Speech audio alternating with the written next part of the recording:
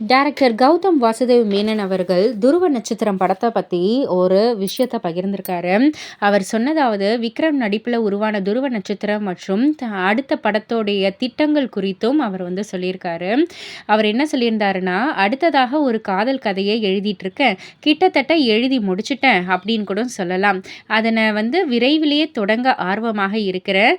துருவ நட்சத்திரம் படத்தை சுற்றி இருந்த பிரச்சனைகள் அனைத்தும் தற்போது பேசி தீர்க்கப்பட்டுருச்சு. இது குறித்து கூடிய விரைவில் அதிகாரப்பூர்வ அறிவிப்பு வெளியாகும்.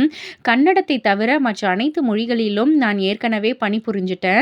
தற்போது கன்னடத்தில் ஒரு பெரிய ஸ்டாருக்கு ஒரு ஐடியாவை கூறியிருக்கேன். அவருக்கும் அது பிடிச்சிருக்கு. விரைவில் அது அடுத்த கட்டத்திற்கு நகரும் அப்படின்ற மாதிரி நம்புறேன் அப்படின்ற மாதிரி அவர் சொல்லியிருக்காரு.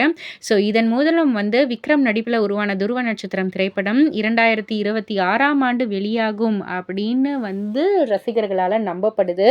பொறுத்திருந்து பார்ப்போம். இதை பற்றி நீங்கள் என்ன நினைக்கிறீங்க? உங்களுடைய கருத்து என்ன அப்படின்றத கீழே உள்ள கமெண்ட் பாக்ஸில் குறிப்பிட்டு சொல்லுங்கள். மறக்காமல் சேனலை சப்ஸ்கிரைப் பண்ணி பக்கத்தில் உள்ள பெல் ஐக்கானை கிளிக் பண்ணிவிடுங்க.